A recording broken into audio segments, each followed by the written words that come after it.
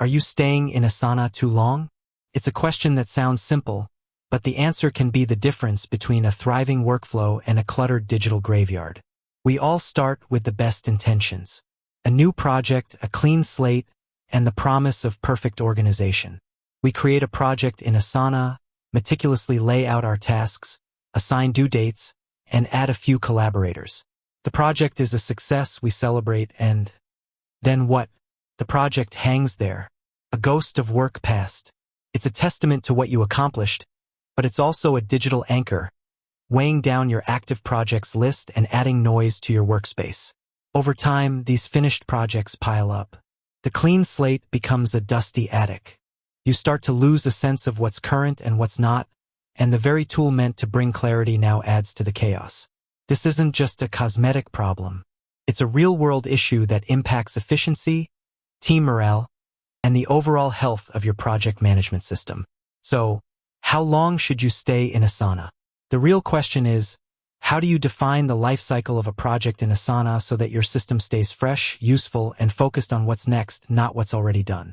First, you have to understand the distinction between a project and a process. This is the fundamental shift in thinking you need to make. A project, by its very nature, has a beginning, a middle, and a defined end. It's a one-time endeavor to create a specific result. Think of a product launch, a website redesign, or a marketing campaign. These have clear milestones and, most importantly, a finish line. A process, on the other hand, is a series of repeatable steps. It's an ongoing, cyclical workflow. Examples include content creation, client onboarding, or a weekly team meeting agenda. You'll always be doing these things, so they don't have a single, final end date. Once you've made that distinction, the answer to how long becomes much clearer. For a project with a definite end, you should stay in Asana for its entire life cycle. From the initial ideation and planning phase through execution and monitoring, and finally to closure. This means every task, every conversation, and every file related to that project lives within that single Asana project. When the project is complete and the final status update is posted, you don't delete it. Deleting a project is a big mistake. You lose all that valuable history, all that data about what worked, what didn't, and who did what. Instead, you archive it. Archiving a project in Asana is like putting a finished photo album on a shelf. It's out of the way, no longer cluttering your coffee table, but it's still there for you to look back on whenever you want. Archived projects are not deleted. They're simply moved to a different view. They don't show up in your main project lists, but they are still fully searchable. This is crucial. If a client asks a question about a project from 6 months ago, you can quickly find it, see the conversations, and access all the files. It's a historical record without the daily visual noise. For a process, the story is different. Because a process doesn't have a true end, you don't archive it. Instead, you create a template.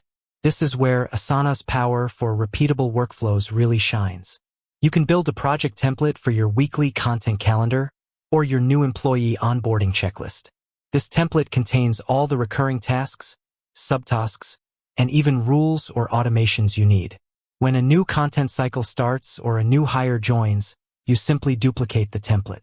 The new project is fresh and clean, ready for action, and the original template remains as your master blueprint. This ensures consistency and saves you from manually recreating the same tasks over and over. So, let's put this all together into a tangible timeline. For a project, initiation and planning. You create the Asana project, define goals, set milestones, and build a timeline. This is the start. Execution and monitoring. This is the bulk of your time in the project. You and your team are actively completing tasks, communicating, and tracking progress. This period could be weeks or months. Closure. The project is delivered. You post a final status update, celebrate the win, and then, critically, you archive the project. It's no longer an active project, but it's a valuable part of your organizational history. For a process, initiation and template creation.